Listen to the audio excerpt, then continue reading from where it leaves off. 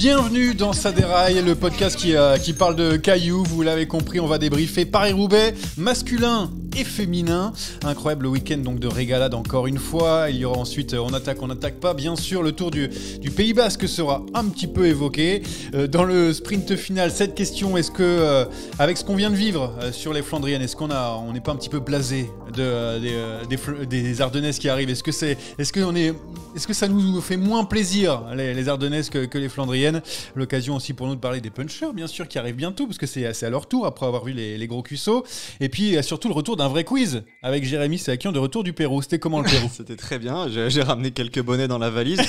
Tu parles de puncher, j'en ai pas vu dans l'équipe de la Fantasy d'Anthony Nicolas, donc va falloir voir combien de points il va marquer. Mais à mon avis, pas beaucoup. Alors, sachant que la route du Tour a du retard, c'est voiture balai, ils n'ont pas encore donné les résultats. Il y a Anto dans le balai, non? Parce que je l'ai pas vu sur les pavés non plus ce week-end. Attends, parce que je pense qu'il a dû marquer encore des gros points. Qu'est-ce qu'il y a? C'est quoi le problème? Qui parle? C'est Anthony? Tu nous entends? Alors déjà, je vais commencer par remettre le fil du Discord à jour, parce que, enfin du drive plutôt. Vous avez remarqué l'absence d'Anthony Nicolas. Oui, oui. Mais alors, t'avais dit non d'abord. Il y a une demi-heure, il dit est-ce que vous avez besoin de moi? Deuxième point, la route du Tour, elle est pas à jour du tout. J'arrête pas de faire rafraîchir le bordel, moi, ça vient pas les points. Et Sakian, il ose parler alors qu'il est déjà derrière. Oui, attends. Et rien n'est fait. Alors, ouais, les points sont comptés doubles sur les Ardennaises. Oui, moi j'ai lu les règles. Balek. Alors. En attendant, je suis devant, je fais course en tête. Et on est parti pour un podcast d'une heure et demie. Oui, bah alors je m'en fiche. On va juste dire. Présente Théo quand même avant. Ouais, Théo, bonjour. Ouais. Théo, ça va ou quoi? Théo Barbaducul qui est avec nous, bien sûr. Ça n'a pas changé, ça n'a pas bougé. Quatrième. Mais juste, je veux rappeler l'équipe d'Anthony.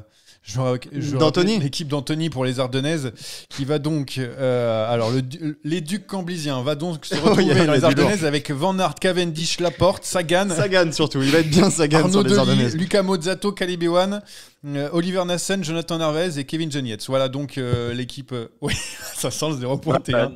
Narvaez peut faire un coup. Ouais, c'est ça, oui, bien sûr. On commence peut-être. Oui, on commence. On va parler bien sûr de Paris-Roubaix. Aujourd'hui, ça va être le grand débrief de ce Paris-Roubaix 2023. C'est parti pour le départ. Allez mon petit, on en remet là, on en remet. Et donc de 4 pour Mathieu Van Der Poel, le Néerlandais remporte Paris-Roubaix 2023, son 4e monument, son 2e de la saison et surtout son 3e différent, et il l'a fait avec la manière encore une fois. Monsieur Sakian qui a dû apprécier la performance évidemment. Alors, j'anticipe déjà les colibets d'Anthony Nicolas. Il n'est pour rien dans la crevaison de Wout van Aert. Donc on va dissocier évidemment cet événement de la performance de Mathieu Van Der Poel. Lui, à part avoir envoyé voltiger John Degenkolb, il a fait ce qu'il devait faire finalement. En plus, ça lui a servi. Donc, oui. Donc la course a été facilitée par ces événements-là, par la présence aussi de Jasper Philipsen dans le groupe de contre pour venir casser les relais. Elle était imperdable cette course à partir du moment où Wout a crevé. Je pense que Van Der Poel était aussi très fort, donc finalement c'est la logique. On regrettera évidemment tous la manière dont ça s'est fait, parce qu'on aurait aimé avoir un sprint, mais tout l'hiver on a eu aussi des courses dans les labourés, en cyclocross, où on s'attendait à avoir des sprints, et puis l'un comme l'autre ont eu des petits soucis. On a finalement eu très peu d'explications à la pédale entre les deux, c'est regrettable, mais à chaque fois que Wout a gagné, y compris sur des incidents, j'ai quand même reçu des messages d'Anthony Nicolas, donc c'est la raison pour laquelle je ne l'épargne pas depuis hier. La parole à la défense, du coup, Anthony, c'est ça que tu allais aborder en premier. Il a perdu Wout parce qu'il a crevé, c'est juste pour ça. Il avait déjà perdu depuis Arambert pour moi. Ah oui, pourquoi? Il a raison. Quand tu perds Dylan Van Baarle sur chute et Laporte sur crevaison, tu te mets déjà une sacrée épine dans le pied. Ensuite, il aurait fallu un énorme Wout van Aert. Au vu des semaines d'avant, on savait qu'il était peut-être pas le plus fort, parce que, au moins sur le 3 et sur les Flandres, il avait montré qu'il était un petit peu en dessous des autres. Pour autant dire, par contre, je pense qu'hier, il était très très fort, mais pas assez. Et surtout quand tu crèves à 15 bornes de la fin contre un Mathieu Van Der Poel qui a le couteau entre les dents, tu peux rien faire. Après, de là à dire qu'il a gagné avec la manière, là je suis pas spécialement d'accord. T'as du Prozac pour Anthony? Jérémy l'a quand même avoué à demi-mot. Il aurait voulu que ça se règle, et je pense que tout le monde aurait voulu que ça se règle à la pédale, et Mathieu Van Der Poel le premier. Oui, bah, il aime toujours gagner comme ça. En attendant, il y a la Tib sur le chat qui demande pourquoi tu tires la tête. Faudrait sourire un petit peu. Oui, Alors, je trouve, Anthony, là, que ça va pas du tout. C'est les médicaments. Après l'hospitalisation, là, c'est compliqué. Overdose d'œufs de Pâques, peut-être aussi. Il a trop mangé de chocolat. Il a pas apprécié. Bon, Théo, est-ce que tu peux être un peu plus mitigé entre les deux boxeurs là? Est-ce que pour toi, sans la crevaison de Wout van Aert, il allait au bout? Parce que c'est lui qui est en tête à ce moment-là, avant bien sûr de réduire son allure à cause de cette crevaison. On en parlera bien sûr de toutes ces crevaisons de la Jumbo. Je pense que même paradoxalement, on l'a annoncé peut-être un peu touché à cause de sa blessure au genou, mais je pense qu'il était peut-être plus fort que sur les Flandres la semaine dernière. J'aurais bien aimé voir un sprint aussi. Je pense qu'il l'aurait perdu, mais il y avait le duel en tout cas était beaucoup plus ténu et beaucoup plus serré. En tout cas, c'était les deux plus forts, je pense, de cette course. En effet, je rejoins Anthony quand il dit que alors moins Dylan Van Baarle, je trouve, mais Christophe Laporte crève alors qu'il a pris le bon groupe, je le trouvais très très à l'aise quand ils ont accéléré tous les deux. Et je pense que la Jumbo perd cette course-là à cet endroit-là. Je les rejoins les deux et j'ajouterai quelque chose, Johan. Ouais. Je pense très sincèrement que la crevaison de Van Aert, elle empêche Philipsen de gagner. Parce que si tu te retrouves avec Van der Poel et Van Aert, avec Philipsen et Pedersen à 15 secondes derrière, je suis pas sûr que l'intérêt de Van der Poel soit de rouler devant. Donc est-ce que Van Aert aurait roulé tout seul ? Pas certain. Est-ce qu'on aurait eu un regroupement à 4 et après à 2 Alpecin contre 2 coureurs de 2 équipes différentes, t'as quand même pas mal de cartes. Soit t'attaques à tour de rôle si tu te regroupes, soit Van der Poel, comme il l'a déjà fait sur Tirreno par le passé, se transforme en poisson pilote. Et t'as une vraie chance pour Jasper Philipsen. J'ai vu les Belges regretter d'ailleurs ce scénario. Théo comme Anthony ont relevé le point qui me semble le plus important. L'absence de Laporte fait que derrière Van Aert, il a une cartouche et une seule. Il faut qu'il arrive à s'isoler. Il n'y parvient pas parce qu'il crève et parce que Van der Poel est là. Mais à 2 contre 2, la course elle est totalement différente. Et même si Van Aert crève et que Laporte est là, derrière, Laporte il se met torchon pour ramener Van Aert. Et peut-être que ça rentre, on ne saura jamais. Donc oui, les faits de course ont été malheureusement à l'encontre de la Jumbo et ça a un petit peu faussé le scénario. Et justement, on peut en parler de ces crevaisons de la Jumbo-Visma. Alors, je ne sais pas s'ils ont utilisé ce matos où on pouvait gérer la pression. Ils l'avaient sur Paris-Roubaix, hein. J'ai pas regardé précisément. Il l'avait, mais comme Laporte a changé 12 fois de vélo, au bout d'un moment, il l'avait plus. Ouais, Anthony, tu disais ? Laporte l'avait, hein, le fameux moyeu là, qui gère la pression. Moi, j'y crois pas. Enfin, pour moi, c'est du gadget. Après, tout le monde dit oui, on peut en parler du matos.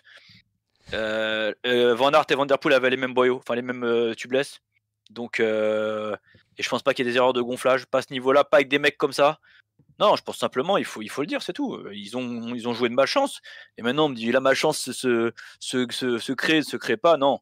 Faut pas. On l'a dit les semaines d'avant, sur Roubaix, il faut que tout soit aligné. Moi, je pense que dès la chute de Van Baarle, alors peut-être qu'il n'avait pas spécialement pesé, mais ça fait déjà quand même, ça enraye la machine. Laporte crève à la sortie du secteur, il dépanne, mais il ne pourra jamais rentrer. On le sait bien, de toute façon. Cette course-là, c'est très très rare de voir des mecs rentrer sur des groupes de favoris à l'avant, parce qu'ils ont toujours un coup d'avance. Et même s'il va faire l'effort entre 2 secteurs, il va peut-être reperdre du temps dans le secteur avec une autre galère ou des voitures qui vont le bloquer devant sur des chutes, sur des problèmes mécaniques. Donc on sait très bien que sur Roubaix, il faut toujours avoir un coup d'avance. Tu n'auras jamais vu un gars gagner Roubaix avec des coups de retard. Moi, je pense que j'ai pas le souvenir. Donc, t'as surtout un mec comme Affini qui est un très bon rouleur qui est en fait lâché très tôt. Oui aussi. Et voilà, ce qui fait que malheureusement t'as pas ton second rideau d'équipier derrière qui aurait pu rouler même pour remettre Laporte et Van Hooijdonk un peu plus près. Du coup, c'est vrai qu'après il se retrouve très rapidement seul. Ouais. Et même seul quand t'es le plus fort du monde mais que t'as, enfin, entre guillemets, mais que t'as la mécanique qui suit pas, et voilà, tu finis 3e. Alors moi j'ai noté aussi quelque chose de la part d'un autre consultant phare d'Eurosport. Il y a Anthony Nicolas et Philippe Gilbert évidemment.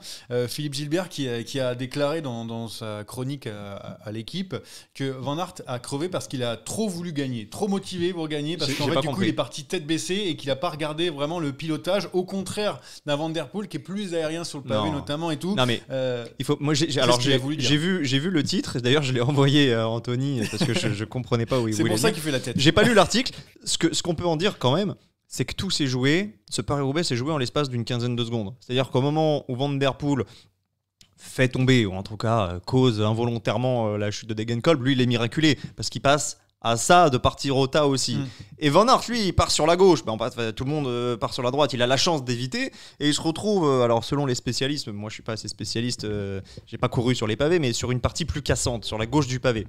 C'est probablement là où il amorce la crevaison. Tout se passe en un rien de temps. Et t'as pas le temps de dire, ouais, il voltigeait pas. Van Aert, il a passé des pavés toute sa vie. Il était 2e de Paris-Roubaix l'an passé. Il est 3e cette année. Je pense que la technique, il l'a. Donc, on cherche toujours à analyser pourquoi, comment. Je pense qu'à un moment donné, effectivement, il y a une part d'aléa sur Roubaix. En plus, c'est une crevaison lente. Il crève pas, il pince pas. Ouais. Il pince pas parce que quand il change de roue, là, il y a encore de l'air dans le pneu. On le voit bien que la roue rebondit. Et on le voit, il crève pas sèchement parce que il arrive à rouler quand même à haute vitesse. On le voit chasser, d'ailleurs Steve le voit tout de suite et il a un putain d'œil parce que moi j'ai pas voulu y croire quand il commence à dire il est crevé. Ouais, direct, il a senti, ouais. J'ai été là, mais ferme-la. et je le vois. Il est tendu votre copain. Hein. Je dis putain, il est vraiment crevé ce con-là. Et je le vois, on va se faire bannir. Une crevaison lente, donc c'est qu'il a pris plutôt une épine ou quelque chose comme ça. Parce qu'il aurait pincé par erreur, on va dire entre guillemets, de pression ou de pilotage. Il aurait crevé par pincement, ça aurait été coupé net. C'était arrêté, il était dégonflé. Là, on voit, il crève sur une crevaison lente, donc peut-être une épine ou quelque chose. Après, les gens vont dire, oui, il n'avait pas assez de préventif dans le pneu. Il y a toujours un moyen de trouver quelque chose. C'est tout. Le facteur chance, il n'a pas été là à 100% pour la Jumbo. Mathieu n'a pas volé la course.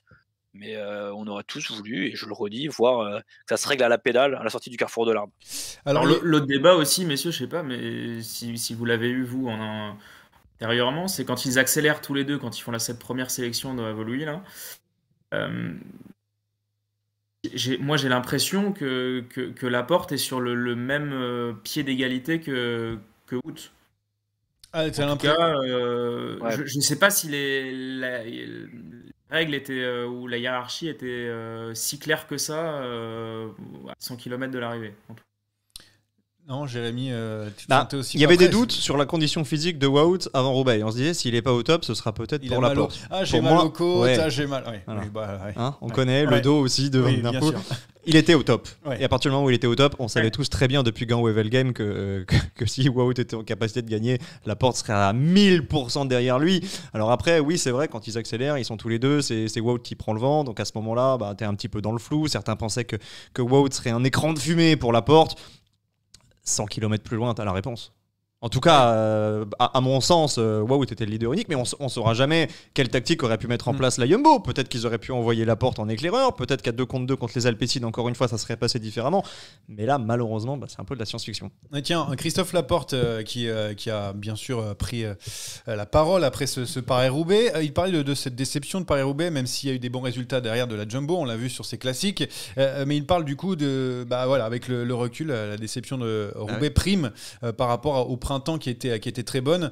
C'est même décevant. Il dit est-ce que la Jumbo a manqué ses classiques du coup? Oui, il y a quand même des places sur le... Non mais ils ont une flopée de victoires. Sauf que dans 10 ans, tu retiens quoi? Eh oui, bien sûr. C'est toujours la même chose. Aujourd'hui, on fait les comptes, on se dit ouais, Van Baarle a gagné ci, a gagné ça, et puis il va me dire on est je sais ce que va dire Anthony. Il va dire les monuments. Bah ouais, mais sauf que en fait, dans 10 ans, tu te rappelles de San Remo, du Tour des Flandres et de Roubaix, pas celui qui a gagné le 3.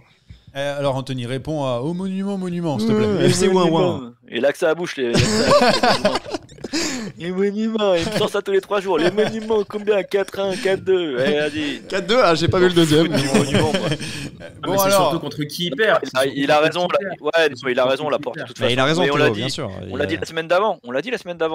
S'il gagne pas les Flandres, on l'avait dit. Pour moi, la saison, lors de leur début de saison, est loupée. Enfin, les arts de leur saison, leur classique ardennaise. Et on l'a dit la semaine dernière, s'il ne se rattrape pas sur Roubaix, c'est loupé. Donc je ne vais pas maintenant retourner ma veste. Oui, pour moi, le début de saison, enfin les classiques flandriennes sont loupés pour la Jumbo. Mais Théo a raison, les circonstances comptent. Ouais, Théo, contre qui tu perds et comment tu perds. Oui, mais les circonstances, tu te rappelles là parce que c'était à chaud. Ouais, complètement. Mais dans 3 ans, comme tu as dit, on ne se souviendra plus que Van Aert et Van Der Poel étaient seuls avant le carrefour de l'Arbre, enfin tous les deux bagarraient, que ça s'est fait sur crevaison. Théo, termine ton argumentaire par rapport à ce que tu disais, ça dépend de contre qui tu perds. Je trouve que ce constat d'échec, il est est encore plus renforcé par le fait qu'un même homme gagne au moins gagne San Remo et surtout la rivalité avec Van Aert, Van Der Poel fait qu'en plus, ce constat-là, un outsider aurait remporté Roubaix, on aurait dit oui, Van Aert s'est loupé, la Jumbo s'est loupé, mais d'autres équipes se sont loupées. Ouais. Et là, finalement, c'est l'autre favori qui gagne. Donc, je trouve que ça renforce encore ce constat d'échec. Oui, alors la Jumbo-Visma qui a malheureusement... Voilà, il y a eu un peu de malchance, même un petit problème de matériel. On ne sait jamais, évidemment, ce qui aurait pu se passer, mais il y a quelqu'un qui a été pas très chanceux, mais très très fort sur ce Paris-Roubaix, c'est Jasper Philipsen. Alors là, incroyable Paris-Roubaix. Il a roulé toute la journée pour Mathieu Van Der Poel. Il fait deuxième à la fin. Il espère même de célébrer au moment où Mathieu Van Der Poel passe la ligne sur le Vélodrome. C'est incroyable image. Incroyable image. Enfin, je sais pas. Pour moi, c'est le grand bonhomme de... Bon, évidemment, Mathieu Van Der Poel la remporte, mais voir Philipsen à ce niveau, c'est incroyable. Mais moi, je suis pas d'accord avec le fait que ce soit incroyable. C'est surprenant parce qu'on l'a très rapidement classé quand il est arrivé comme un pur sprinter. Mais on s'aperçoit quand même depuis quelques semaines que c'est plus qu'un sprinter. C'est beaucoup plus qu'un sprinter. Rappelle-toi quand même son ascension du Poggio. Si Trentin ne fait pas la cassure, il est là. Hein. Alors, il est un petit peu plus loin dans la file, mais il est là. Il s'accroche, il progresse. Il gagne, il gagne la panne avec la manière. Ou là, pareil, il est dans un groupe d'une vingtaine, d'une trentaine. Tu te dis, s'il y a un sprint, c'est pour lui. C'est lui qui force la décision, c'est lui qui provoque la dernière échappée et c'est lui qui règle le petit groupe. Aujourd'hui, ce qui s'est passé avec Philipsen, pour moi, ça rentre dans la logique d'une certaine continuité, d'une certaine évolution. De là à faire 2 de Paris-Roubaix, évidemment que non, mais là il était galvanisé. En plus, il n'a pas dû rouler depuis le carrefour de l'Arbre, donc c'était plus facile de régler Wout. C'est un futur très grand, à mon avis, sur les classiques. Et Van Der Poel, on ne sait pas ce qu'il va devenir dans les années futures. Est-ce qu'il va continuer de chasser dès l'année prochaine? On sait que a priori, c'est les jeux de VTT, son objectif principal. Est-ce que Philipsen n'aura pas une possibilité d'aller en claquer une? Je pense qu'à mon avis, on le reverra. Attention, en VTT, il y a Peter Sagan qui va s'y mettre. Ouais, et puis, des fois, il y a des planches qui manquent à la sortie des obstacles. Ouais, c'est vrai. Mais rappelez-vous, pour Philipsen, quand il commençait, en Belgique, toute la presse et tous les suiveurs disaient que c'était l'héritier Tom Boonen. Ah oui. Et finalement, là, il est en train de confirmer, peut-être un peu plus tard, tout ce qu'on attendait de lui. Et puis, en effet, Rudolph était présent au Vélodrome juste après Eurosport, l'interview pour Eurosport International. Et la deuxième chose qu'il dit, c'est Philipsen prend date et prend rendez-vous pour la suite. Et donc, parce que Van Der Poel, ça y est, il l'a déjà l'année prochaine. Je suis pas sûr que Roubaix, ça soit l'objectif number one. J'en suis peut-être qu'il aura envie d'en gagner d'autres, à part le Tour des Flandres qui semble vraiment lui scier, et je pense que c'est sa course préférée, puis il va peut-être aller chercher le record. Il a le goût amer en bouche encore de Pogacar. Mais Roubaix l'année prochaine pour Philipsen, pourquoi pas?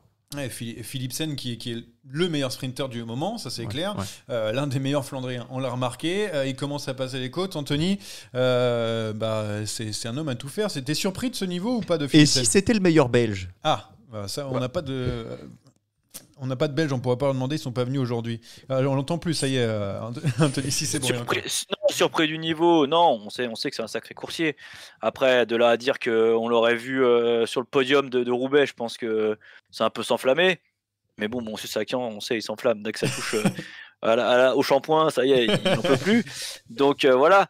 Maintenant, il y a un truc qu'il faut repenser aussi, et je pense que ça a pesé pendant la course, c'est qu'il faut repenser aux offrandes qu'a fait Mathieu à Philipsen sur les courses avant. Sur Tirreno, il le lance le ramener des sprints sur un plateau, et on en parlait la semaine d'avant. On disait Laporte, il va se transcender pour Wout. Et ben là, c'est un peu ce qui s'est passé avec Philipsen, qui lui justement a su rendre la monnaie à Mathieu en faisant le taf. Et puis, comme l'a dit Théo, il se retrouve au carrefour de l'Arbre. Il a un wagon derrière qui arrive, un TGV jaune qui arrive. Il se met dans la roue. D'ailleurs, je ne sais pas si vous avez vu ce que Kung a dit. Kung a dit quand Wout est revenu sur nous, c'était incroyable. Philipsen a réussi à s'accrocher. Après, il règle le sprint. Je pense que de toute façon, quand vous arrivez côte à côte avec Philipsen, que vous le voyez fêter l'arrivée de Van Der Poel juste devant vous, l'insolence. Qui d'entre vous, qui d'entre nous se lèverait sur les pédales pour faire le sprint? Au bout de plus de 100 bornes, les pavés et tout, le mec il arrive au vélo, il fait mais même s'il fait 3 vélo et puis basta quoi. La journée elle est réussie, même s'il perd le sprint contre Van Aert. Il arrive, il a pas du tout le même état d'esprit, il a la fraîcheur des 15 derniers kilomètres, il est intrinsèquement plus rapide que Wout.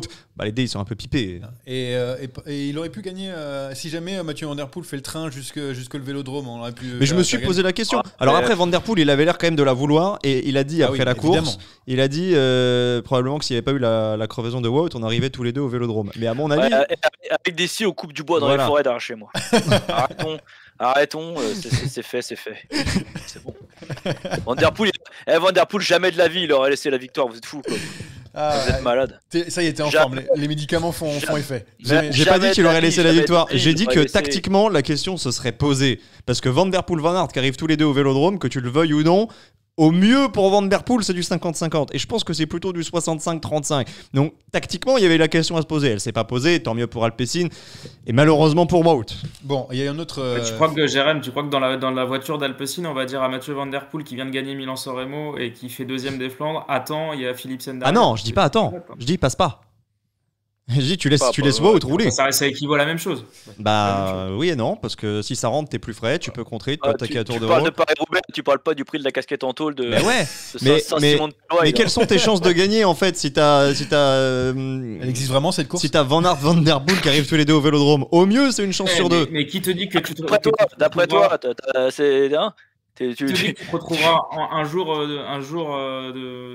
dans ta carrière dans cette position-là sur une classique aussi incertaine que Roubaix. Et surtout Van Der Poel disait en interview après la. Non mais je dis pas dernière fois. Moi j'ai pas dit laisser passer. Je dis essayer de maximiser les chances de gagner. Si t'es dans la voiture Alpecin, tu préfères arriver au Vélodrome avec Philipsen qu'avec Van Der Poel. Si Van Aert. Bon, si on passait à la suite. Oui, justement la suite, c'est Degenkolb. Ce fait de tiens, on parle toujours d'Alpecin. Mais je pense qu'il veut passer à la suite, mais il veut plus parler de Roubaix. Lui il veut passer directement au Pays Basque, il a pas dû regarder. Il veut perdre au quiz.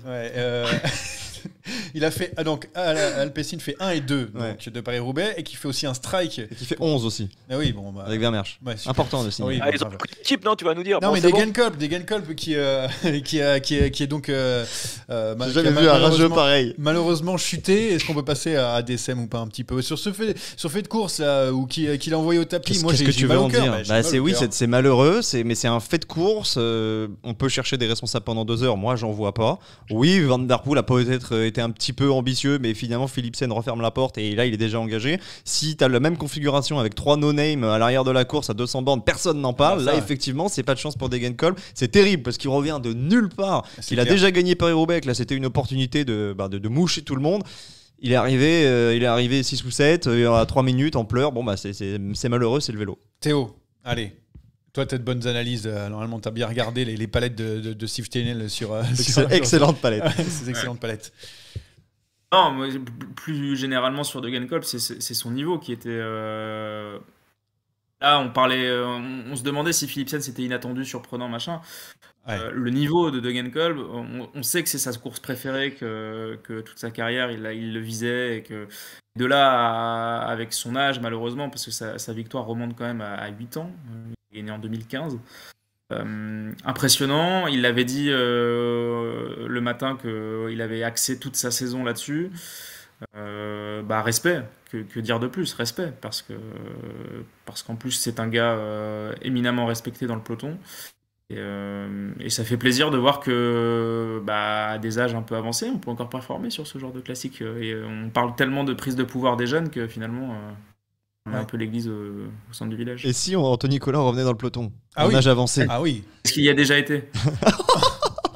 Alors il a pris pour son grade. Ne me le faites pas quitter ce podcast. On ne voit même plus dans les petites carrés là. On ne voit plus, mais si, on te voit toujours. Ça y est, on est revenu. T'es toujours aussi beau. Bon, on enchaîne avec. Il voulait pas parler des Degenkolb, Anthony Collin? Non, il voulait pas parler. Il voulait parler d'autre chose. Il m'a dit. Je suis déçu pour lui, bien évidemment. La chute après. Non, on peut pas. Non, je pense simplement qu'Alpecin a voulu régler un peu leur compte avec les petits coups. Non, pas ça. Avec ce qui s'est passé la semaine d'avant sur. T'es perturbé parce qu'on t'a amené de l'eau alors que tu voulais de la bière? Ah oui, sur le Tour des Flandres, où ils ont. Une bouteille de bière carrément alors que je voulais juste de l'eau en fait. faut pas faire ça. Hein. J'en peux plus de cette famille. Faut On J'en va se peux faire plus. blacklister. Attends, en plus, on n'a pas de pub pour cette eau minérale, donc on n'a rien, on touche rien, donc garde-le vers le bas. Bon, alors, J'enlève la photo. je voulais juste parler des autres. Pedersen, Kung, Ghana, ils étaient au niveau, ils étaient présents, mais ils sont à leur place, ou il y a des déceptions par rapport à ces coureurs. Non, pour moi, ils sont à leur place. Il n'y a aucune déception, ni pour l'un, ni pour l'autre. Théo, pareil. Non, pareil. Déception pour moi, je notais pour Peter Sagan qui termine à terre malheureusement Oui, son dernier déception pari. de déception tomber, pas- quoi. non, mais de pas l'avoir vu Ouais, jusqu'au ouais, bout, bien sûr. d'avoir fait au moins un petit tour d'honneur sur le Vélodrome. On rappelle quand même qu'il l'a gagné, qui a été pas trop mal par le passé pour ceux qui ont à peine 10 ans et qui n'ont pas vu le cyclisme avant. Voilà, Soudal Quick-Step évidemment. J'ai noté 23e place donc pour Tim Merlier. Merlier. Il faut remonter à 2011 pour ne voir aucun coureur de la formation de Patrick Lefebvre dans le top 10. C'était Sylvain Chavanel à l'époque, voilà, qui avait fini 38e. Voilà, bon. Malchanceux, j'ai vu, et tout le monde tombe. Oui, bon, il n'y a pas que de la malchance. Il y a de la malchance, mais il n'y a pas que de la malchance. Ils sont aux fraises complets, Soudal. Hein. Ah oui, ils ont réussi à faire un podium, c'est mieux que l'année dernière sur les classiques au total. Mais voilà, c'est compliqué pour la Soudal Quick-Step, mais ça on l'a répété à maintes reprises. Je vais maintenant poser des vraies questions. Où est-ce qu'on le classe maintenant, Mathieu Van Der Poel, dans la hiérarchie au moins au 21e siècle? Derrière Bonane et Cancellara, devant Peter Sagan dont je viens de parler? Sur les Flandriennes? Sur les Flandriennes, sur Ouais. on va dire le meilleur troisième. Flandria du 21e siècle. Ouais, alors après, il y en a qui sont à cheval. Tu vois, Oui. au début des années 2000, Ouais, alors il Petegan, faut Museo, séparer. etc., Voilà, oui. mais sur ceux qui n'ont couru qu'au 21e siècle, troisième. Théo, tu dis Je suis d'accord. devant Peter Sagan aussi, on oublie aussi Peter Sagan qui Ouais, largement. Non, on Largement, l'oublie pas, déjà. il a plus gagné, Van Der Poel. Oui, mais bon, là, par rapport à la longévité, je sais pas, non. Anthony, Mais pareil. il y a quand même une différence qui est notable face à Cancellara et Boonen et qui aura son importance, je pense, dans la suite de sa carrière. Ouais, il avait pas de moteur, lui. Il va toutes les faire, il en loupe pas une. C'est Enfin, on sait pas pour l'instant. il est capable de faire 2 top 10 sur Liège et sur Lombardie, chose que Cancellara et Boonen n'étaient pas forcément en mesure de faire. Et du coup, ça donne une autre résonance à son futur et à sa place dans les livres d'histoire. C'est-à-dire que moi, je le pense capable de gagner Liège. Lombardie, c'est peut-être un peu plus compliqué, mais c'est une différence face aux 2 monstres qu'on avait avant. Et c'est vrai que Liège, c'est à sa portée, il est capable d'être très bon dans les Il monts. a fait 6. Il a fait 6 il y a 2 ou 3 ans, en étant lâché dans les dernières ascensions, mais il n'était pas forcément souverain, il n'avait pas le niveau qu'il a aujourd'hui. Maintenant, la question qui va se poser, c'est ce qu'il a envie. Est-ce qu'il a envie d'aller les chercher? Est-ce qu'il a vraiment Quand envie t'es à- de gagner quand les t'es à 5 3 sur monuments? 5, quand t'es à 3 sur 5, tu Ouais, mais Van Der gratter un Poel, il court au quatrième. plaisir, il court Oui, pas à la oui. calculette. Lui, il veut faire du cyclocross, il veut aller faire du mountain bike et il veut gagner les classiques qui lui tenaient à cœur. Et il a les 3 qui sont finalement le plus à sa portée. Qu'est-ce qu'il a? Tu vois pas le Fait du faire, violon. Il est Non là. mais alors juste je vais me faire une petite précision quand même parce que Anthony il est tout le temps sur mes côtes, donc on va dire une bonne fois pour toutes. Wout van Aert, j'adorerais qu'il puisse gagner les courses qu'il rêve de gagner, les Flandres et Roubaix. Un jour il le fera et je le souhaite parce que c'est inimaginable que Oui. Wout van Aert C'est vrai. ne puisse pas gagner au moins une des 2 d'ici la fin de sa carrière. Il peut pas rester à un monument comme un vulgaire Oliver Zog, tu vois. Ça c'est pas possible. Maintenant, Anthony il m'a tellement envoyé de messages, de vidéos, il m'a tellement pris la tête en décembre quand Van Aert il survolait le cyclocross que là je suis obligé de répondre. Voilà. Mais Van Aert, j'ai rien contre lui et j'espère de tout mon cœur qu'il puisse en claquer une ou 2 d'ici la fin de sa carrière. Voilà, donc bravo. Et ça te rend heureux, Anthony, non? Là, ce passage-là, tu me l'enregistres. Tu me le truc en boucle. Je veux 18h30. l'écouter tout le temps, je le veux même en jingle. Ah et, oui, je vais te dire un truc, Van Aert c'est toujours le premier, même s'il est déçu, même s'il est au bout de sa vie, c'est toujours le premier à aller taper sur l'épaule de celui qui a gagné pour le féliciter. Je pense que c'est un super mec, Steve le connaît perso, nous on le connaît pas, en tout cas pas moi, et il nous a toujours dit que c'était un super gars, et j'aimerais vraiment qu'il puisse le faire à l'avenir, mais voilà, ça fait partie du chambrage. Anthony ne manque pas de m'envoyer des messages quand ça se passe pas bien pour l'OL et compagnie, maintenant c'est Ah, ça c'est récurrent. retour de bâton. Voilà. Alors, bon, en plus, c'est pas un rageux, tu vois. Il a crevé, il dit pas genre. Contrairement ouais, à son premier supporter. Alors, il y a la Tib pour le. Tu sais, on était sur un Oui, débat je juste vois avant qui qui c'est, dit, très bien. qui dit de faire 10 avec le Sormano et que quand Gilbert a gagné la Oui. Lombardie, pourquoi Non, pas. il y avait Mais bon. Sormano, par contre, quand il fait 10, il termine presque un quart d'heure, il pèse pas du tout sur la course. Et puis, il n'y avait pas encore le Pogacar, etc. C'était l'année Covid. Bon, voilà, il y avait beaucoup de.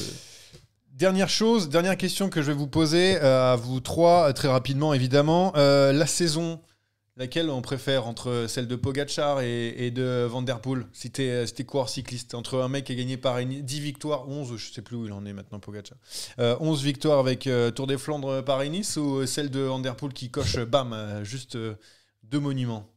Ouais, Surtout pas fini, quoi. Ouais, c'est ça. C'est qu'en fait, ça peut. Maintenant, à date, préfère quoi? Mais à date, ça n'a pas vraiment de sens. Faudra faire les comptes à la fin. Maintenant, si tu me dis, allez, en avril, quel palmarès tu prends? Vu qu'il y a quand même un championnat du monde, même si c'est pas la même discipline, je prends plutôt Van Der Poel. Mais si Pogačar gagne le Tour, la question est réglée. Théo, tu préfères quelle saison? T'es plutôt coureur par étape ou plutôt flandrien? Je crois que Théo, il aime pas trop les courses par étapes. Ah ouais, il aime pas ça. Pourquoi tu dis ça? Je sais pas, j'ai vu passer des. C'est des rumeurs. Une de plus. J'avoue que c'est les deux personnages principaux de la saison de cyclisme jusqu'ici. Donc j'ai une petite préférence pour Pogačar et l'impression qu'il a laissé quand même. Ok, Anthony. Moi, je fais jamais des comptes en cours de partie. Voilà. Surtout celle-là, lui arracherait la gueule de dire Van Der Poel. Bon, alors, s'il préfère la saison. C'est à la fin du bal qu'on paye les musiciens. Voilà. Voilà. Tu Donc, préfères- et comme tout à l'heure, votre classement là de où vous mettez mes Van Der Poel, les comptes, ça se fait à la fin quand les mecs ont arrêté leur carrière ou en fin de saison. Ah non, Donc, mais sinon c'est trop on facile. fera les Sinon, comptes. Ouais, mais à la Bonnet fin. et Cancellara, ça bougera plus. Hein. non, mais après, sinon, on C'est fait des con, Van Der podcasts Poel à la aussi, fin. Van Der Poel peut s'en arrêter là, donc Oui, et il peut y avoir quelque probablement, chose d'autre. ça peut. Sinon, on Voilà. fait les podcasts à la fin de chaque fin de carrière. On attend de la tout fin le de monde carrière. et- Bah, à dans J'ai- 5 ans. J'ai toujours du mal à faire des comptes comme ça de choses en cours. Ah, c'est bien Attendons au moins la saison se terminer pour juger de qui Il aime pas le fun. de qui a fait la meilleure saison. Vous allez voir, on sait pas. Ouais, On a les grands tours vont arriver. ça t'empêche pas de faire le fanfaron sur la route du Tour parce que t'es premier alors que c'est pas terminé. Alors que c'est pas terminé et puis que t'as plus aucun coureur en ligne. Non, c'est différent. Ah ouais, quand ça l'arrange, c'est différent. Faut Bon, toujours allez. prendre les fleurs quand on est en tête. Bon, allez, on passe à un truc qui va un peu plus t'intéresser, Anthony. C'est Paris-Roubaix féminin. On va bah terminer oui, là-dessus alors. pour cette partie Paris-Roubaix avec la victoire surprise. Là, on peut dire, une Ah grosse bah là, surprise oui, oui, oui. de la Canadienne Alison Jackson. Je sais pas comment c'était du côté des bookmakers, mais ceux qui avaient mis des pièces sur elle, elles ont gagné beaucoup d'argent. En 34 ans, elle faisait partie de l'échappée du jour. Bon, il y a que Paris-Roubaix qui peut offrir ça, en fait, Jérémy. Ouais, sur les comme ça. sur les très grandes courses, sur les monuments de manière plus globale et je crois que c'était Gilou qui en parlait sur la preview de Paris-Roubaix. Il n'y a que cette course-là qui peut laisser un mince espoir aux échappés d'aller au bout. Et là, c'est vrai qu'il y avait une échappée conséquente, il y avait de belles coureuses dedans.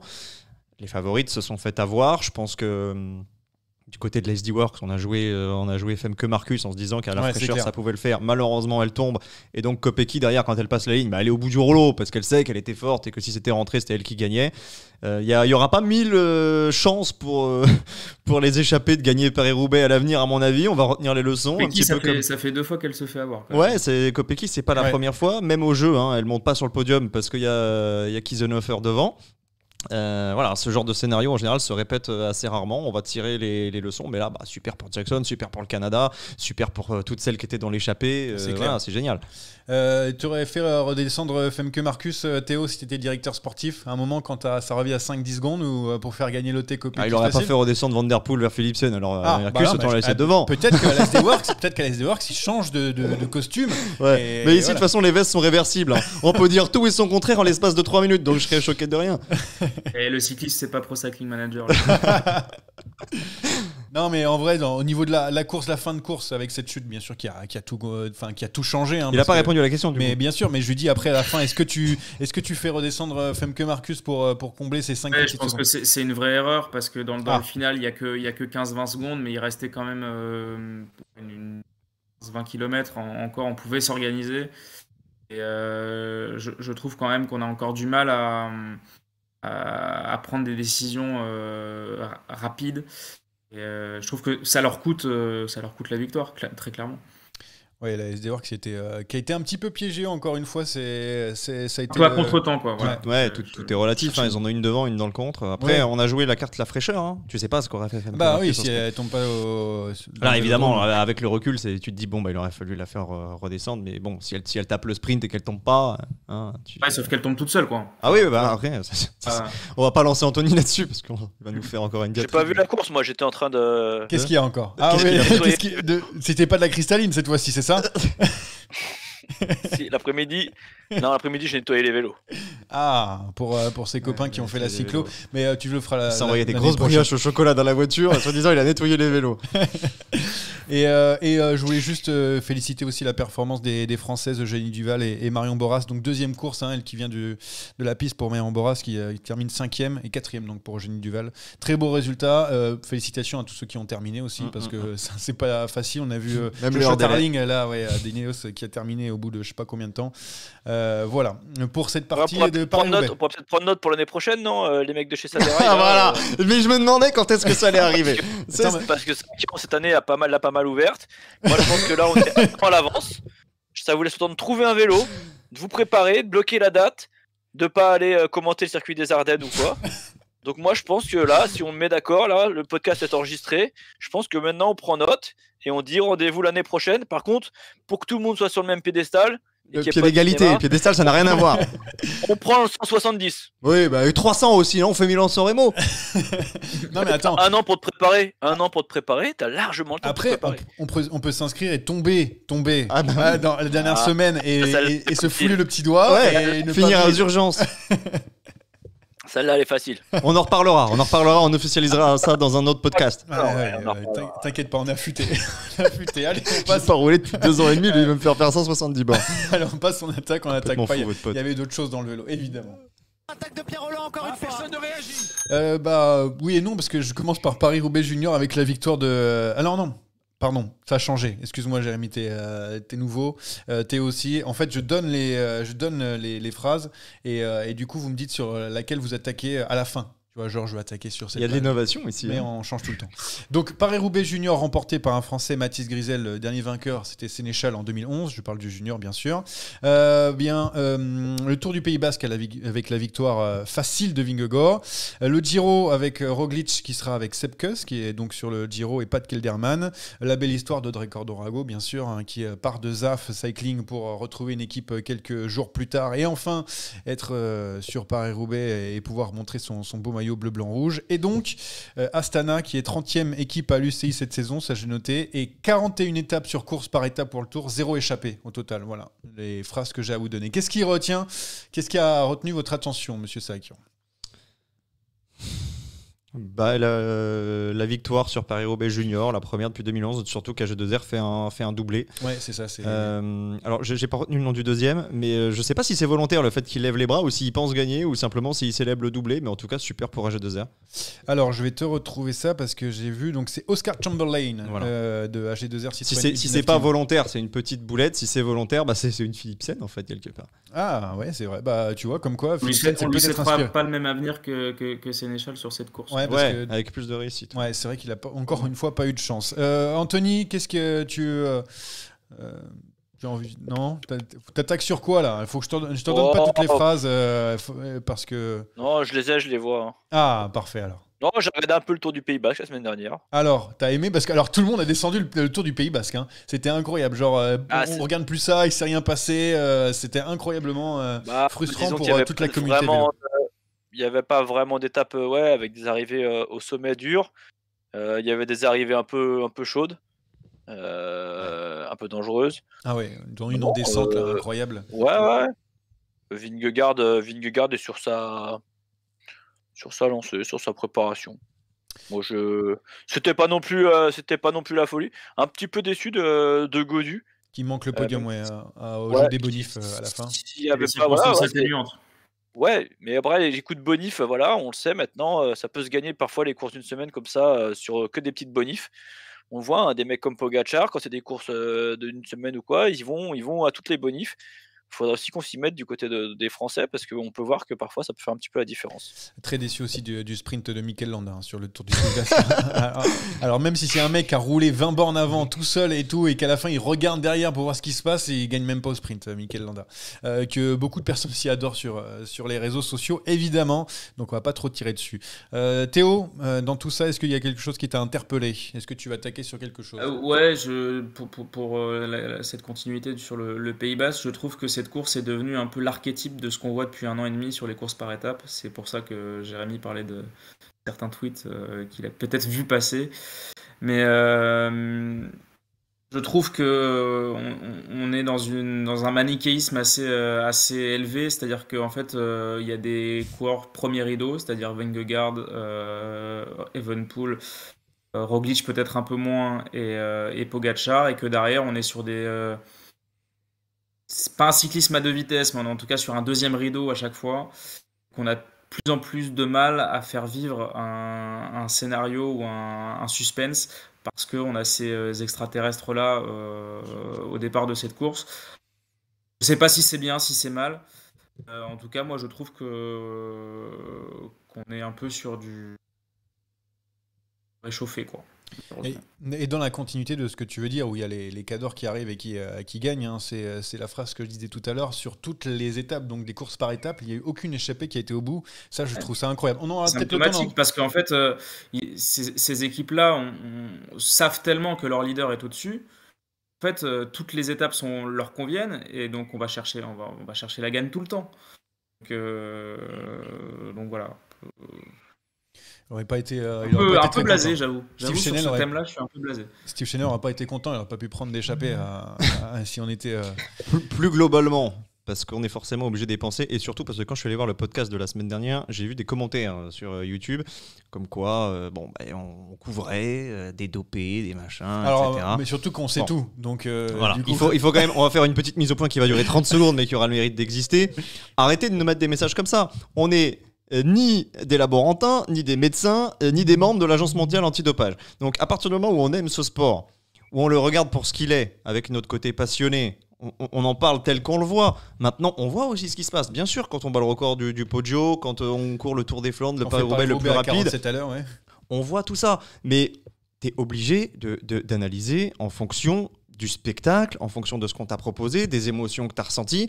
Personne ici n'est capable de te dire si un tel ou un tel prend des produits. Je vais te dire, Paris-Roubaix, il s'est couru à une vitesse folle et tu as toujours les mêmes acteurs, mais tu as aussi des mecs du MPCC qui étaient devant. T'as aussi des Gunkolb qui étaient aussi peut-être l'un des plus forts. T'as Stéphane Kung. Donc la question, Jérémy, aussi, vois c'est de savoir si le numéro de Vingegaard sur le Pays Basque, il te donne des émotions. Ah bah moi, il m'en donne pas particulièrement parce que je préfère les classiques et parce de que. le questionner aussi. Mais c'est bien ça, sûr. Non, mais qu'on se questionne sur la qualité du spectacle ou qu'on nous accuse de couvrir ou de se mettre des œillères devant les yeux. Ils sont pas devenus subitement moins bons. Mais bien sûr, mais évidemment. Mais les courses par étapes, le propre des courses par étapes, ça a toujours été aussi de voir une ou deux équipes surdominées, cadenassées. Ça fait 10 ans que le Tour fonctionne comme ça. On le regrette. C'est aussi pour ça que moi, je préfère les classiques parce que tu as plus de chances de voir du spectacle, d'avoir des incertitudes, d'avoir des émotions folles. J'aurais jamais les émotions que j'ai eues sur aujourd'hui, Paris-Roubaix. elle est sur les classiques, elle est Et sur voilà. les courses d'un jour, Mais complètement. Mais je te rejoins complètement. Mais en fait, on dit la même chose. La seule chose sur laquelle je voulais insister, c'est que ça sert à rien de nous dire vous voilez la face. Non, mais qu'est-ce que vous voulez qu'on dise? Ouais, oui, bah il y a certaines performances qui sont exceptionnelles. Mais on ne sait pas si elles sont exceptionnelles parce qu'on a des mecs qui sont super forts, si on a des prodiges et des extraterrestres, ou si parce que effectivement le dopage ou quoi que ce soit, ou les avancées technologiques. Ils bouffent tous du À partir du carbonate. moment où on ne le sait pas, où on n'a pas la capacité de le savoir, qu'on n'a pas de preuves, on analyse ce qu'on voit, c'est-à-dire Non, le mais spectacle, c'est clair. les émotions. Là, Voilà. malheureusement, je suis désolé si vous êtes ici pour. Non mais tu pour les as vus les établir- commentaires, Oui, je bien sûr. réagis parce que c'est pas la première fois. Si vous êtes là pour écouter des gens qui vont vous dévoiler des trucs. Si sur, vous voulez qu'on sur- vous dise Pogacar, Evenepoel, Van Aert, Van Der Poel sont dopés, arrêtez de regarder le vélo, arrêtez de regarder notre podcast en fait. Ouais, non, continuez quand même. Ça m'arrange aussi. Bon, on passe à autre chose après cette magnifique tirade qui a eu d'ailleurs les félicitations Non, sur le chat, c'est pas une évidemment. tirade, Si, voilà. attends, quand même. Allez, c'est tiré. On passe à la suite. On a mis l'église au centre du village. Très- Moi, je me sens pas trop concerné par les commentaires, je les avais pas regardés, mais ils matent à quand les journalistes. Donc ils parlent que de vous en fait. Ah bah, c'est sûr que. Bah, souvent, ça parle quand même de toi et tes. Non, moi, juste si je veux rebondir T'es- rapidement, mais Jérémy Ah, a tout dit. Vas-y. Faut mettre le nez dedans pour que je trouve que ça pue. Voilà. Donc effectivement, comme Jérémy a dit, il y a des choses des fois qui peuvent nous paraître aussi à nous coureurs, anciens coureurs, enfin de petits coureurs, des choses qui peuvent nous paraître aussi grosses, mais voilà, on sait pas. On n'a pas, tant qu'on n'aura pas les fêtes et qu'on n'aura pas le nez dedans, qu'on nous prouvera pas qu'il y a quelque chose, on peut pas se permettre de dire n'importe quoi. Surtout pas aujourd'hui. De nos on jours. on peut juste vous garantir quelque chose, c'est que Anthony Nicolas n'a N'a jamais jamais touché. été topé. Jamais. Ou alors si tu Alors, l'as c'est fait, la Anthony, honte, alors là, s'il te plaît, fais-le bien. Enfin, voilà, mais bon, Je peux vous sortir tous mes contrôles antidopage, j'ai pas de problème. très bien. Eh ben, on a hâte de les voir. Bon, allez, on va passer aux Il y Ardennaises. avait ou pas un taux d'alcool dans les urines. Passez pas trop tôt le matin, le temps que je décuve. Allez, c'est parti pour les Ardennaises. Oh le coup de tête. Oh le coup de tête de Marco. Oh le deuxième coup de tête de Rencho. Oh que ça c'est pas bien. Et je suis désolé pour tous les amoureux d'Ardennaises, mais on va devoir aller un peu vite parce qu'on n'est pas en avance sur le timing. Donc la route s'élève donc après les cailloux. Il y aura donc la part belle au puncher dans très peu de temps. La flèche Brabançonne cette semaine, puis l'Amstel, puis la flèche, puis Liège. Un très beau programme. Mais moi, la question que l'on se pose et que je me suis posée, c'est est-ce que après ce qu'on a vécu, les Ardennaises, elles nous paraissent pas un peu fades? Jérémy, très vite, oui ou non? Ça te paraît un peu moins Oui, forcément un petit peu. Ok, Anthony. Non, moi je vais vous dire une chose. Moi, après les 2 week-ends que je viens de vivre, vous me reparlez du vélo maintenant au Tour de France. Hein. Ok, très bien. Théo. Oui et non, parce que oui pour la Flèche Wallonne qui sera évidemment une purge jusqu'au Ah pied bah ça. du mur de Oui. Moi en revanche, je suis très curieux de Liège. Parce que Bah pour justement, nous, Français, c'est la course pour sauver la saison de Julien Lafilippe. C'est la course pour confirmer ce que Valentin Madouas est devenu un des meilleurs coureurs classiques de course d'un jour du peloton. Il n'a pas eu de chance sur les Flandres, il faudra l'attendre sur ce genre de course. Et j'ai envie de voir si la supériorité de Pogačar sur la doyenne sera aussi forte qu'elle l'a été le mois dernier. Ouais, justement, parce que en fait, c'est ça le truc, c'est que après ce qu'on vient de vivre avec ce duel, avec ces duels entre Van Aert, Van Der Poel et aussi Pogačar, Van Der Poel, Pogačar, Van Aert, Van Der Poel, en fait, on a l'impression qu'on arrive à un moment où on s'est dit, finalement, après ce qu'on vient de vivre, j'ai envie de dire comme Anthony, on va se retrouver au Tour de France. Non, j'espère que ce n'est pas que ça. J'espère qu'on va s'amuser sur les Ardennaises, Jérémy. Oui, non, mais on va s'amuser, ça c'est sûr, ça reste de super courses. Moi, contrairement à Théo et contrairement à beaucoup d'entre vous, j'adore la Flèche Wallonne parce que c'est les 3 minutes les plus intenses de la saison. Alors, ça sert à rien d'arriver à 140 bornes de l'arrivée, ça c'est clair, mais l'ascension du mur de Huy, elle me donne des émotions, peu importe le vainqueur. L'Amstel, ces dernières années, nous a quand même réservé de belles histoires, de beaux scénarios aussi. Alors, sans remonter jusqu'à Van Der Poel en 2019, même l'an passé, Cosnefroy, Kwiatkowski. Ouais, avec cette photo finish encore une fois incroyable. Liège, évidemment, historiquement, c'est la plus importante et la plus belle, c'est aussi la plus belge de la semaine. Mais moi, j'ai du mal depuis le changement de parcours. Donc, à voir qui sera là, qui sera pas là. Est-ce qu'on aura vraiment des batailles? Est-ce que vraiment Alaphilippe peut peser? Dans ce cas-là, ça va évidemment changer tout le prisme des supporters français. Et puis, la Brabançonne, après-demain, pour moi, c'est pas vraiment une Ardennaise, c'est une hybride. Donc, je la mets pas vraiment dans les Ardennaises. Et historiquement, mais ça je parle vraiment que de moi, c'est une course qui m'a moins marqué que les 3 autres. Donc je vais évidemment la regarder, mais avec beaucoup moins d'attrait. Il y a quelque chose qui va te faire regarder, Anthony. Je sais pas, c'est le retour de Remco, les Français qui ont une carte à jouer à la Philippe, Cosnefroy, Madouas. Tu vas quand même zapper. Dis-nous que tu vas te mettre devant la télé. Non, mais je vais quand même regarder les courses parce qu'après on va me critiquer en disant que je commence les courses sans les regarder. Ce qui arrive parfois. Non, je rigole. Quand même, je regarde à la moitié. À moitié. Non, je vais regarder. Ouais, je pense. Là, non, la flèche, j'aime bien. Même si c'est une course qui serait que sur une course de montée sèche. Puis bon, on reste quand même en Belgique. On reste sur des courses que j'apprécie. Donc, je vais quand même les regarder. La flèche Brabançonne, c'est quand? C'est demain, après-demain? Mercredi. Ouais. Ça, je suis pas sûr de regarder. Mais non, les 2 week-ends qui arrivent, bien évidemment, qu'on va quand même suivre. Il y a le Tour de Sicile quand même. Oui. Ah ouais, ça, je vais peut-être me l'épargner alors. Non, je vais regarder bien évidemment. Et puis ouais, pourquoi pas.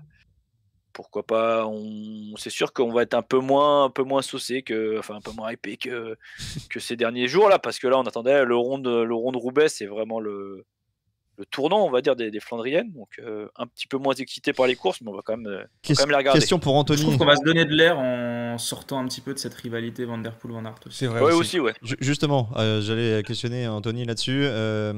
Ton avis, très rapide, tu ne fais pas un quart d'heure parce que c'est ton chouchou, mais sur l'absence de Van Aert, au moins à Liège, parce qu'on a vu l'an passé qu'il était capable d'y briller, ça aurait pu être plus qu'un lot de consolation, parce que s'il tape Liège, finalement sa campagne de classique elle est presque réussie.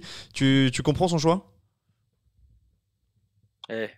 Rendez-vous au mois de juillet sur les routes du Tour. C'est pas la question que j'ai posée. Est-ce que tu comprends son C'est choix, la oui ou réponse non ? que je te donne, moi. Non, je comprends son choix, oui. Je pense qu'il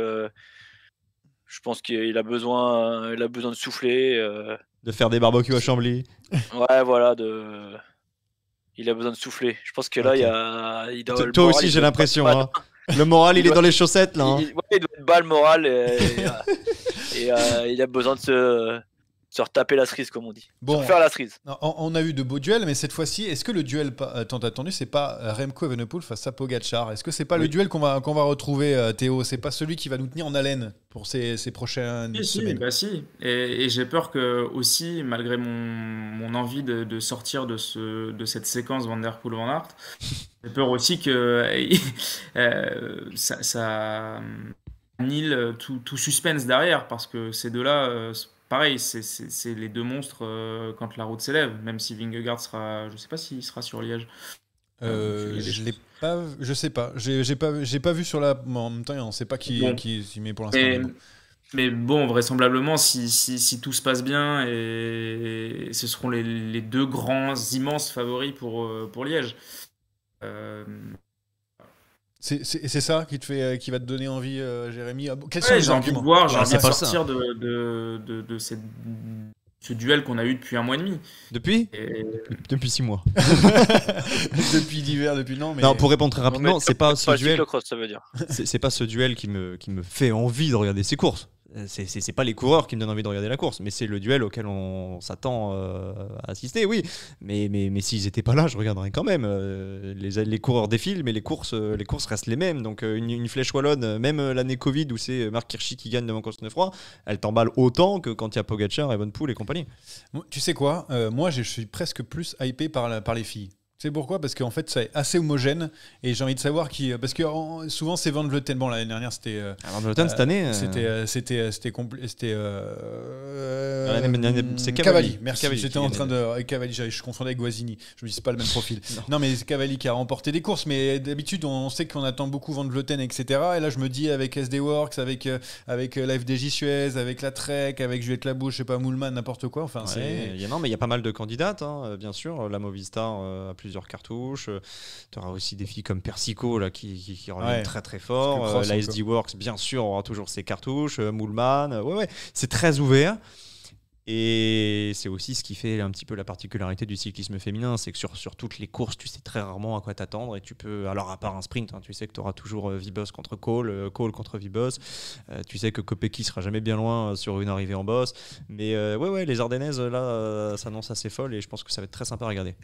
Bon, voilà. La flèche, moi je connais déjà celle qui va lever les bras en haut. C'est qui alors ? C'est qui alors ? Une connerie, écoute-le. Non, c'est pas une connerie. Et la start list est faible pour l'instant, mais elle est Van déjà Empel. indiquée. Van Empel. Ah, c'est Van Empel ? En fait, le problème, c'est qu'il fait oui, mais il oublie qu'il y a aussi un podcast audio aussi. Donc, si tu fais des oui comme ça, personne va. Il va juste entendre un blanc, le mec. Et le problème, c'est qu'Anthony Nicolas il est tellement focalisé sur le cyclocross qu'il est un peu aveuglé. Et le plus gros problème, c'est qu'on peut pas lui donner tort. Parce que Shirin Van Androoy. Les monuments. Ah non Shirin Van Androoy, elle est arrivée, elle a tapé Binda. Buck Peters, elle est arrivée au Stradé, elle fait 5 ou 6. Van Empel au Limbourg, elle fait 8. C'est vrai qu'au vu de leur hiver, tu te dis sur la route, elles peuvent tout faire. Ah, ils font chier ces crossman. Ça sera le mot de la fin. Ouais, il craque complet. Tout simplement, le mot de la fin pour passer. T'as préparé un coup, j'espère, parce que pour une fois, je l'ai pas fait. j'en ai marre, moi. Est-ce qu'une seule fois, mais non, je suis venu ici sans quiz, les mains dans les poches. Non. Moi, justement. Allez, on va passer au quiz. Ce quiz est une dictature orchestrée par moi-même. J'ai pas compris la question, c'est... Alors qu'il sort une feuille de son sac à dos, c'est incroyable. J'ai imprimé aujourd'hui, j'ai anticipé, j'ai imprimé dès hier, vous voyez, c'est quand même important. Bon, j'essaie de vous inviter, c'est pour ceux qui voulaient venir faire le quiz. A priori, il y a des gamins à la maison et tout. On nous attend, on s'attend pas à avoir quelqu'un là. Si tu veux inviter quelqu'un. Mais non, mais on verra bien. Mais en tout cas, ils répondent souvent dans le chat. Voilà, je te le dis. Donc, j'aurai peut-être les réponses sous les yeux. Est-ce que tu veux? Tiens. Je veux que tu ne regardes pas le chat. Bah ouais, donc, regarde-le. Regarde à droite. Voilà, on n'est jamais mieux servi que par soi-même. Je vais vous proposer un quiz ni sur Roubaix, ni sur les Ardennaises, mais simplement pour réagir à la victoire d'Alison Jackson. Sur les surprises, les grandes surprises du 21e siècle.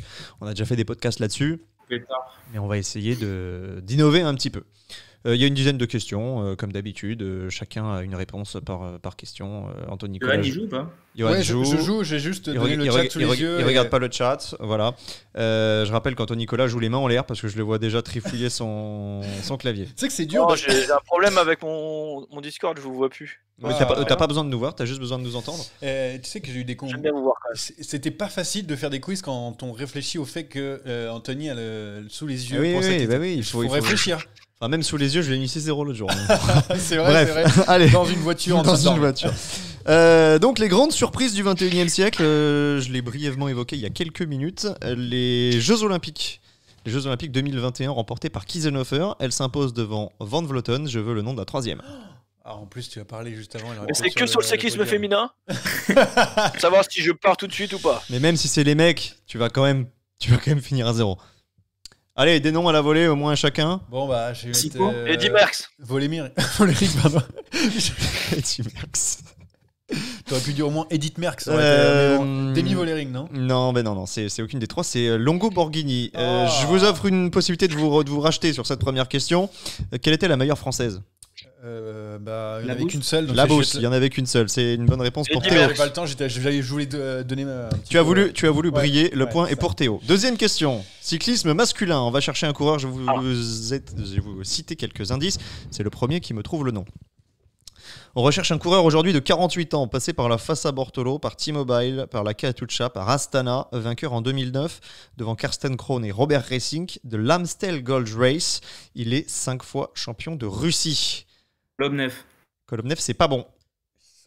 Ivanov, égalisation de Johan Tritz. C'était pas du cyclisme féminin, Anthony, non? C'était masculin. Hein. Ouais, mais j'ai pas tout entendu la question. Un point pour tout le monde.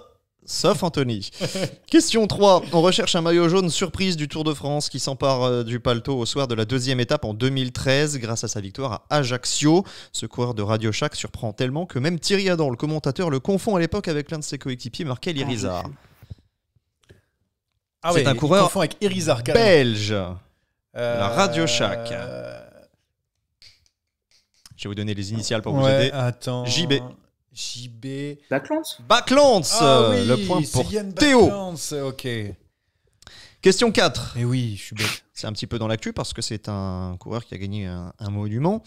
Il n'a que 3 victoires pro au palmarès, mais ce sont à chaque fois des victoires soit Pro Tour à l'époque, soit World Tour. Son fait de gloire, c'est un monument, je vous l'ai dit, remporté en 2011 en solitaire devant Fabian Cancellara et Martin Tialinghi. Van Sommeren. J'allais dire Van. Bien joué. 2-1-1. Il était à la Garmin à l'époque, sur un vélo Cervelo. N'en fais pas trop non plus. Ça ne te donne pas plus de points. Question 5. Coureur né en 1985. Peut-être sur un Felt, excusez-moi. Pardon? Peut-être sur un Felt, le vélo. Ça ne te rajoute toujours pas plus de points. Mais si tu continues de nous embrouiller, on va te l'enlever. On peut enlever des points. Coureur né en 1985, il ne compte pas la moindre victoire professionnelle malgré sa très grande bouche. Son principal fait de gloire, c'est un abandon sur Paris-Chauny et une 3e place sur le Nicolas. Non, c'est pas possible, le Paris-Chauny. Si, c'est moi. 85, c'est moi, la meilleure année. Il a failli pas savoir, quand même. Il a failli pas savoir. Évidemment, c'était une question blanche. Anthony Nicolas ne marquera pas de points. Sa saison. C'était une petite blague. Allez, question 6. Nous sommes en 2014. Alberto Contador prend la 2e place d'une course par étape World Tour. Jürgen Van den Broek est 3e. Mais quel coureur non européen? Non, c'est une mauvaise réponse. Tu ne peux plus jouer. Quel coureur non européen remporte à la surprise? Oui. Quel coureur non européen remporte à la surprise générale cette épreuve disputée sur le sol français au mois de juin qui voit Chris Froome sombrer lors de la dernière étape? Course World Tour, Contador je l'ai, deuxième, je vous le Vandenbroek donne. troisième. Ne le donne pas. Monsieur, Chris Froome je peux sombre. revenir. Je leur laisse encore quelques petites secondes. Allez, 10 secondes. Attends. Beloki. Beloki en 2014. Sûrement chez Brioche à Boulanger. en Allez, plus. c'est terminé, Johan. C'est Bah pour oui, toi. c'est Andrew Talansky. Andrew Talansky, bien Voilà. sûr, qui remporte le Dauphiné. On reste à 2-1-1. Question cyclisme féminin, celle-là est pas facile. Ah, En juin moi. dernier, Audrey Cordon-Rago remporte le championnat de France en ligne devant une future coureuse de FDJ Suez, Gladys Verhulst. Une coureuse inattendue monte sur le podium sur la 3e marche. Qui est-ce? Ah non, alors là, le 3e des championnats de France féminin. Coureuse du surprise. Stade Rochelet. J'en ai pas. Pardon Théo? Rinero. Non. c'est Il a pas dit bon. Rinero ou Non, c'est moi? J'avais entendu Rinero. Rinero, c'est un homme, en Rinero. plus, hein. Héros. Allez, c'est perdu pour Non, tout je le sais pas. monde. La réponse était Noémie Abgral. Ah non, j'aurais pas eu. Et 9e question, l'avant-dernière, toujours Aïe, en aïe. cyclisme féminin. C'est Eh bien, c'est de l'actu. Victoire d'Alison Jackson Oui. devant Katia Ragusa, qui fait 3. Ah non. Non. C'était il y a 2 jours, hein, mais Oui, je sais. Voilà. 4 et. c'est une Belge Oui, c'est. de la formation Ah, Phoenix de ouais, Koenig. Phoenix de Koenig. Oui, bah, je l'ai vu finir 3e. On va cacher le Ah, chat. ouais, moi aussi. Les initiales, c'est MT. J'aurais pas, je suis désolé. Regarde Cola, il jette des regards à Elodie, qui essaye de lui mimer. Ouais. Non, mais attends, celle-là, c'est juste. Bon, c'est perdu. C'était Marté Troyen. Il reste une question. Quelqu'un qui a dit Hurtons. Hurtons, voilà. En tout cas, on voit que vous avez bien suivi. Ou un truc du genre, ils sont Vous pas avez, mieux. Hein. vous avez bien suivi le Paris-Roubaix femmes, ça fait plaisir. Dernière question. Si personne ne trouve, c'est Théo qui s'impose. Sinon, Quoi bah oui. Ah, c'est pas possible. Sinon, c'est celui qui donne la réponse, puisque je vous rappelle que la dernière prévaut toujours. Si c'est pour donner Anthony Nicolas, je trouve que ça sert à rien. Alors, attendez, j'ai fait tomber la feuille. Je la ramasse. Pop. Ah non, j'en ai 2 encore. Autant pour moi. J'en ai deux. Question 9. En 2021, Casper Asgreen remporte le Tour des Flandres en battant au sprint, à la surprise générale, Mathieu Van Der Poel. Vous doutez bien que c'était pas ça la question. Cette année-là, Asgreen remporte une autre Classic World Tour. Laquelle? C'est le 3. Le 3. Bam. Le point pour Johan Tritz. 2 partout. Je vais être bien emmerdé si jamais c'est Cola qui. Enfin, si c'est pas Cola qui gagne la dernière, c'est parce qu'il y aura match nul. T'as préparé de questions bonus? J'ai pas préparé de questions bonus. Oh. Mais vous allez la trouver celle-là. Je vous Ouais. fais confiance, vous allez la trouver. David Gaudu, cette année, est monté sur le podium de. Le Paris-Nice, De oui, mais pas Paris-Nice. que ça. Mais surtout de Paris-Nice. Ok. Il est le premier Français à monter sur le podium de Paris-Nice depuis 2014. Arthur Vichot, la bonne réponse pour Théo, qui s'impose 3-2-1. Anthony mais a beaucoup attends. parlé et Anthony a encore perdu. Bah, attends, il y avait trop de questions sur le cyclisme féminin là, donc. Je sais Bah pas, oui, vous voulez en qu'on plus, fasse c'est- la parité vous Ah, mais voulez non, mais qu'on- c'est normal, c'est normal. Ah Et- oui, évidemment. Plus sur Mais pour Paris-Roubaix, lui, il y a eu une question. Bah oui, Non, mais- non, il y en a eu plusieurs. Il y a eu T'as Marté failli pas Troyen avoir- et il y a eu Van Sommeren. il n'a pas eu, t'as failli pas avoir Anthony Nicolas déjà Voilà. comme réponse. Donc victoire donc de Théo qui rentre dans le classement puisque j'ai noté donc Rémi est premier avec 4 points. Oui, ça vous choque Attends, pas. Rémi a 4 points. 4 points. Les internautes 3 points. Gilou 1, James 1. Tu as 1 point et avec ta brillante victoire la semaine dernière. Moi, je fais un quiz c'est ça par an, donc je vais rester Ouais. à 1. Et Et moi, je suis pas dedans. je suis toujours à 0. Donc Attends, Théo Anthony arrive. Anthony est à 0. Mais on est tous les deux à Ah, 0. Donc moi je parle, mais mais après j'en ai ai fait beaucoup. Là, Après, à mon avis. t'en as disputé moins. Oui, on va dire. Parce que qu'Anthony, il est là toutes les semaines. oui, c'est vrai. Mais un jour peut-être, un jour peut-être Anthony rentrera dans ce classement. Je te rappelle que même quand on avait fait un truc spécial Van Der Poel Van Aert, il C'est n'avait vrai. pas mis de points. Quand on Ouais. avait fait un truc spécial cyclocross, il était cuit aussi. Je sais plus quoi faire. Ouais, franchement là, Anthony, tu sais quoi? C'est peut-être sur les joueurs de Chambly. Peut-être sur les joueurs de Chambly. il y a Tu lui une fais un chance. quiz sur en quelle classe sont ses enfants. Il marquera pas les points non plus. Quel âge? un jour, on d'anniversaire. commente un cyclocross. Je sais pas pourquoi on parle de ses enfants. J'ai dit ils sont en quelle classe? Trou noir. Il savait pas. Il a envoyé un message à C'est Elodie marrant, qui a mais dégainé pas direct. Ah là, mais c'est ça aussi, ça déraille. On sait pas tout, Ça, comme on dans le sait vélo, pas comme tout, dans ouais. sa famille. Merci en tout cas d'avoir participé. Il y aura pas de Paris parce que c'est y a pas de l'Amstel. Mais en fait, c'est l'Amstel. Et c'est dans 7 jours, on n'a pas les Dans un petit startistes. moment, il y a pas le start list. Bah, la il y a flèche pas- Brabançonne. Brabançonne. La flèche Brabançonne, tu veux? Ah, ok, bah je te le fais. Je sais pas, d'habitude on fait des paris, on est même pas à Par 1 heure. contre, on aimerait juste que la route du tour se mette à jour, quoi. Ouais, ça, voilà, c'est vrai. ça je devais en parler, mais évidemment. Surtout c'est pas qu'elle se jour. mette à jour après le passage de Remco sur les Ardennaises. Surtout que au moment où ça va être diffusé ce podcast, on aura bien l'air bête. Alors, donc non, ça c'est les filles. les filles. Bah, on peut faire les filles aussi, hein, pour Bah, Anthony. il y a tout SD Work, donc ça sert à rien. Alors du coup, chez les mecs, pour la flèche Brabançonne, allez, on va se faire plaisir. Du côté d'Ineos, nous avons donc Ethan Hayter qui est a priori peut-être là, Ben Tullet, Magnus Sheffield, Soudal Quickstep, c'est donc Mauro Schmidt est là, Rémi Cavagna, Baggioli, Krag Andersen est là pour Alpecin. Hermans. On Vermeer. a Ouais, mais Hermans. je sais quand même aller sur Pro Cycling Stats. Ah bah ça on sait que tu sais. Je Vous donne, n'allez pas tu nous sais, faire les 200, mais vous allez non, pas nous mais faire les je- 200 joueurs. je le donne C'est pour pas les ça, c'est auditeurs. pour les auditeurs, Mais t'es pas oui. tout seul en fait. Cosnefroy va être là, normalement. Arnaud Delim, Olema, Cocard, Warren Barguil, Baoké Mollema, Arnaud Delis est là. Bouzato qui était sur le circuit des Ardennes pour faire plaisir à Anthony. Voilà, tout à fait. Dylan Teuns. Voilà, donc pour les Ce serait le principaux. retour de Tobias Johansen également. Alors, je regarde Uno X, Tobias, Haaland, Johansen. Il y a les deux, qui est là. Il y a les même deux, Anders. tout à fait. Bon, alors, C'est pas du tout ce retour. une pièce sur qui? Parce que là, c'est vraiment. Bah, on doit mouiller, hein. donne la J'aime parole pas aux que- autres, faut que j'analyse. Anthony, toi qui as alors du coup Pro Cycling Stats sous les yeux, là, est-ce que tu peux nous dire qui tu Attends, mets? je regarde les top compétiteurs, comme ça va m'aider. Ah, ok. Je mets Dylan Ça Teuns. me resserre un peu le truc. Dylan Teuns. Allez, ok. Dylan Teuns pour, Et pour redescends, Théo. redescends, Ah, je redescends encore, mais c'est Ouais. alors là, c'est magnifique. Il y a Marc Hirschi aussi qui est là. Attention. Allez, Marc Hirschi. j'aimerais, ça me ferait vraiment plaisir. J'y crois pas trop parce qu'il est pas dans une super forme, mais j'aimerais. Arnaud Quinten Delis. Hermans, moi. Ouais, bah voilà, tout ça pour ça. Tout ça pour ça. Donc, J'ai tu- pris le premier cyclocross Ouais, man c'est qu'il avait. Je tente Arnaud Delis, allez. Arnaud Delis, Ouais, mais ça ouais, a l'air quand même je- difficile. Oui, non Arnaud Delis, on n'arrête oui, pas oui. de le jouer depuis le début de la saison, je veux bien, mais. Et ben moi, vous savez quoi, je vous donne Rémi Cavagna parce que Ok. je me rappelle qu'il y a 2 ans, il avait été, il n'a pas été très loin de la claquer. Je me souviens plus quand est-ce que c'était. Attention quand même, un mec qui a fait un beau Paris-Roubaix, c'est Surtbacks. Ah, c'est vrai. Il y a aussi un Rex, Lorenzo Rex aussi. Lorenz. Ah ouais, mince, je me Ah, suis ça, fait je me peur. rappelle. Steve Chanel s'est régalé avec ça.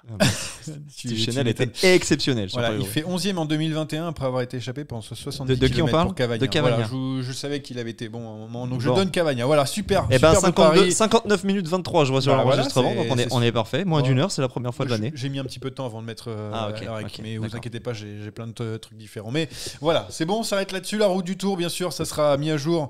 Bien, normalement, Dès qu'Anthony tout ne à sera l'heure. plus leader. Voilà, quand je suis en train de monter le Tu podcast. peux truquer un peu, enlever des points. Ouais, je vais enlever les La course de mercredi, elle compte dans le jeu ou pas? Non, Je crois pas, je crois Non, que c'est non, l'Amstel. c'est les 3 Alors maintenant, il n'y a dernières, plus que les Ardennaises là, Anthony. ouais. Mais toi, on peut Je vais t'arrêter. tenter toi. d'envoyer un peu je vais envoyer un peu mes joueurs à Tenerife. Voilà. Sans tous mes gros cuisseaux. Jusqu'au bout. Ouais, jusqu'au bout. Merci de nous avoir suivis, merci d'avoir été présent sur le chat, merci de rigoler encore pour Je suis sur le net qui est mort de Je rire. n'en peux plus. Et puis à bientôt, au moment des Ardennaises. Allez, ciao. Ciao. Allez, salut. Salut!